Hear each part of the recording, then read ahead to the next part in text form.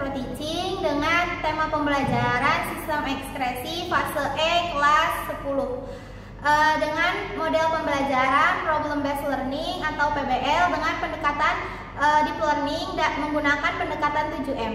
Perkenalkan, saya Nazli Raya Maulidi selaku guru dalam pembelajaran Microteaching. Adapun teman saya di sebelah kanan ada Hesti. Saya Hesti Aprianti. Saya Gita Salma Virgina. Saya Gita Akila. Saya Gina Fatiatul. Selamat menyaksikan video kami. Ya, dadah. Assalamualaikum warahmatullahi wabarakatuh. Waalaikumsalam warahmatullahi wabarakatuh. Selamat pagi anak-anak. Pagi Bu. Bagaimana kabar kalian semua? Alhamdulillah baik. Oke, sebelum kita mulai pembelajaran hari ini, alangkah baiknya ketua kelas dipimpin terlebih dahulu untuk berdoa. Sebelum mulai pembelajaran, alangkah baiknya kita berdoa terlebih dahulu. Doa dalam hati mulai. Selesai. Beri salam. Assalamualaikum warahmatullahi wabarakatuh. Waalaikumsalam warahmatullahi wabarakatuh. Mulai pembelajaran hari ini, Ibu akan absen kalian terlebih dahulu ya. Judulnya dan berisik. Gita, Hadir Bu. Gina, Hadir Bu. Angki, Hadir Bu. Hesti kemana Hesti? Telat, Bu. Selamat pagi dia. Ya Allah. Oke, sebelum kita mulai pembelajaran kali ini, siapa yang masih ingat materi kemarin? Angkat tangan. Ya, silakan Andi. Betul. Sistem pencernaan itu dibagi menjadi dua. Ada yang mekanisme dan kimiawi. Coba sebutkan tiga organ-organ pencernaan. Siapa yang bisa? Saya Bu. Ya, Gina silakan. Terus? Yang kedua itu gak apa-apa ya, gak berurut aja. Ya, nggak apa-apa. Yang kedua itu tenggorokan, terus yang terakhir nanti diambil sudah cukup. Baik, pada kesempatan kali ini Ibu akan membacakan tujuan pembelajaran tentang sistem ekspresi. Adapun tujuan yang pertama adalah kalian akan mengidentifikasi struktur organ-organ penyusun sistem ekspresi beserta dengan fungsinya. Kemudian kalian akan menganalisis tentang gangguan dan kelainan pada organ-organ tersebut. Setelah menganalisis, kalian akan menyelesaikan masalah atau studi kasus nyata pada organ-organ tersebut dengan diskusi bersama kelompok kalian yang akan Ibu buat nantinya. Setelah itu kalian akan menyajikan solusi tersebut dalam bentuk PowerPoint, PPT, atau infografis lainnya. Setelah itu kalian akan menunjukkan sikap rasa tanggung jawab, kepedulian kalian terhadap organ-organ tersebut. Apakah dimengerti? Oke, sebelum kita memulai pembelajaran, Ibu ingin bertanya dulu ke kalian semua. Apa yang terjadi jika ginjal tidak berfungsi? Gagal Gagal ginjal Bu, kencing manis. Selain itu, apa yang kita rasakan jika ginjal kita rusak? lemas. Betul, jawaban kalian benar semua.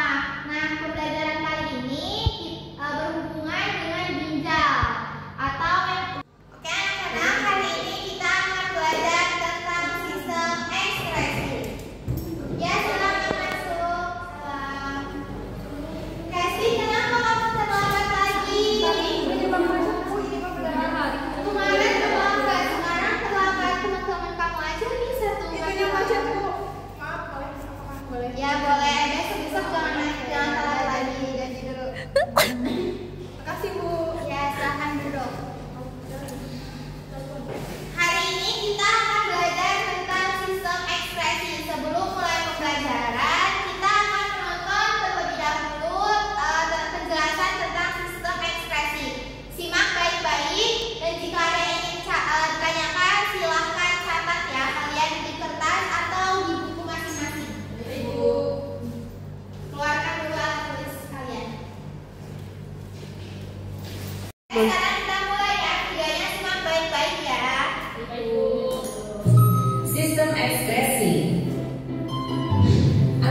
Biasanya jika sampah di dalam rumahmu menumpuk karena tidak dibuang, pasti akan tercium bau busuk atau malah jadi bibit penyakit.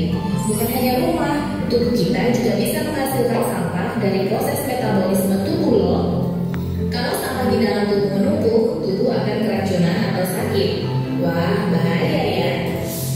Proses mengeluarkan sampah dari dalam tubuh disebut dengan ekskresi, yang termasuk organ ekskresi adalah ginjal, kulit, hati, dan paru-paru. Dari proses itu akan dihasilkan urin atau air kencing. Ginjal tersusun dari korteks, medula, dan pelvis ginjal. Pada bagian korteks dan sebagian masuk ke medula ada jutaan nefron. Apa sih nefron itu? Nefron adalah unit struktural dan fungsional terkecil dari ginjal. Nefron terdiri dari glomerulus dan kapsula glomer.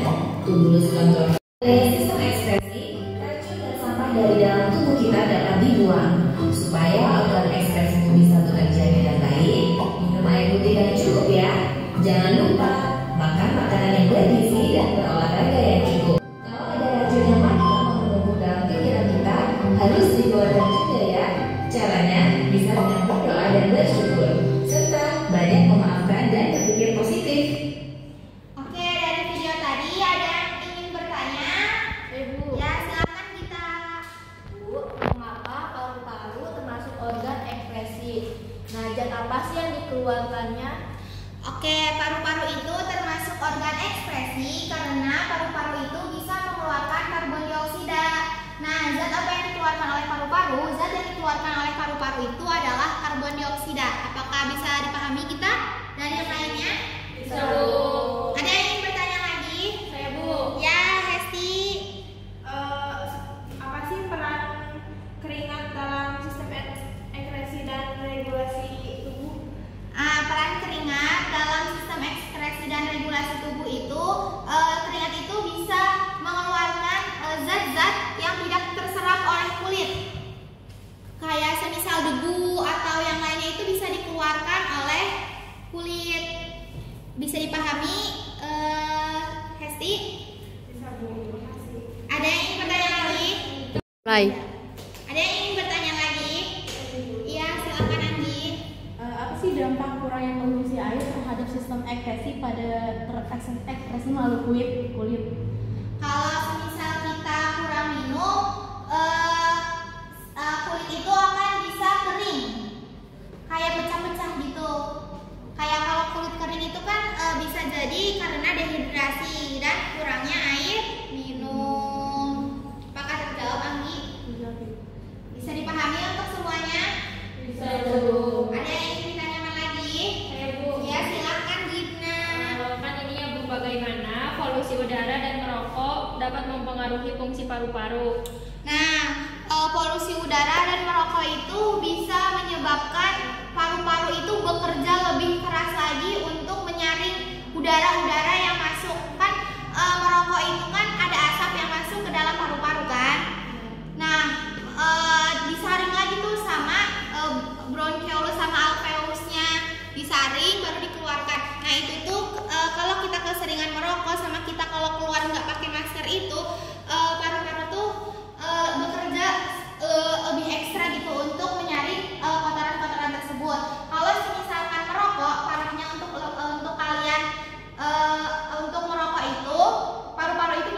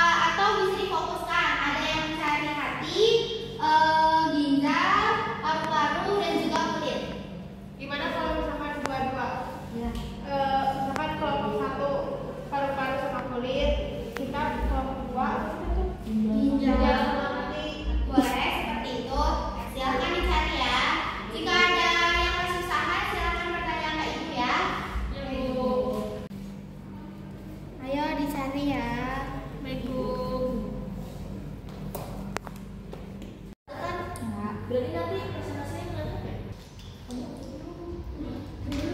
Ada siapa yang sudah? Ibu. Ya, silakan Gina dan Dita dipresentasikan hasil diskusi kalian, hasil analisis dan diskusi kalian. Ayo silakan maju ke depan.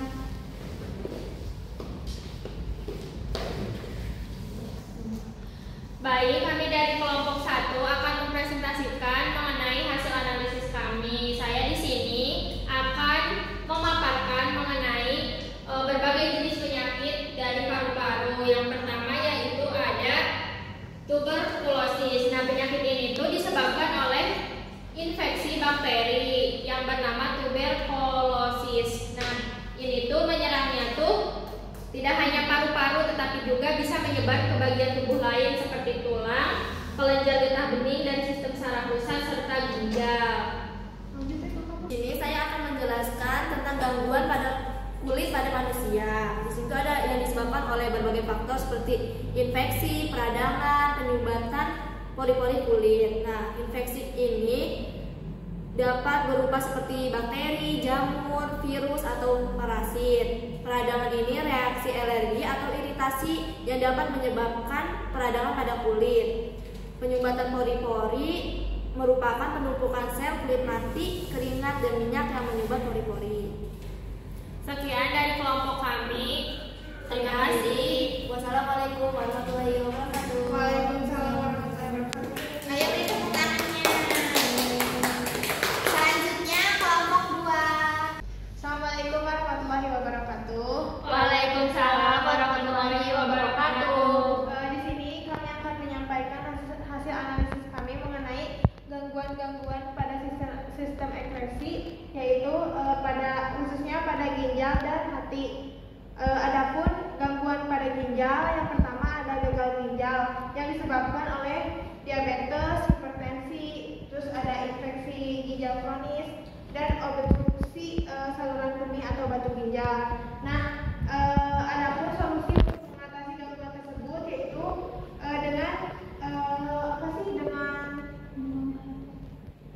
dengan minum air putih, terus melaksanakan cuci darah, terus kontrol tekanan darah dan gula darahnya, juga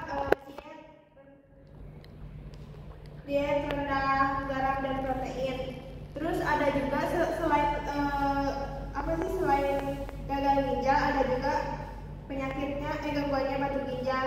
Ini tuh penyebabnya kurangnya mengkonsumsi cairan, terus diet tinggi oksalat dan protein hewani, juga ada gangguan di metabolismenya. Adapun solusinya sama minum air putih yang cukup, terus minum obat pelarut batu. Jadi kalau misalkan si batunya emang belum terlalu besar, mah bisa pakai obat pelarut itu. Terus diet rendah kalsium oksalat juga. Itu selanjutnya mungkin oleh saya mengenai gangguan hati. Oke, selanjutnya saya akan menjelaskan mengenai gangguan pada sistem ekskresi hati. Nah, di sini tuh ada berbagai penyebab penyakit hati. Yang pertama ada hepatitis. Nah, ini penyebabnya itu karena infeksi virus hepatitis A, B, C, D atau E, konsumsi alkohol berlebihan, obat-obatan beracun, dan gangguan autoimun. Nah, solusinya istirahat yang cukup, pemberian obat antivirus atau imunomodulator, vaksinasi, dan pola hidup sehat untuk mempercepat pemulihan hati. Kedua ada kolestasis, yaitu atau hambatan aliran empedu. Nah, ini penyebab itu ada batu empedu, tumor, gangguan saluran, empedu, atau kerusakan sel hati yang memproduksi empedu. Nah, solusinya operasi pengangkatan batu empedu, penggunaan obat untuk melarutkan batu, diet rendah lemak, dan prosedur medis untuk memperlancar aliran empedu. Oke, terima kasih Yandi dan Hesti. Silakan kembali ke tempat. Oke, sekian hasil analisis dari kami. Kurang lebihnya mohon maaf. Assalamualaikum warahmatullahi wabarakatuh. Waalaikumsalam warahmatullahi wabarakatuh. Jadi kan kalian tadi sudah menonton dan sudah menganalisis masalah yang sudah kalian temui di dalam video ini. Ibu ingin merefleksi dan mengevaluasi sedikit tentang sistem ekskresi. Jadi sistem ekskresi adalah proses pengeluaran kotoran atau zat yang tertimbun di dalam tubuh. Nah,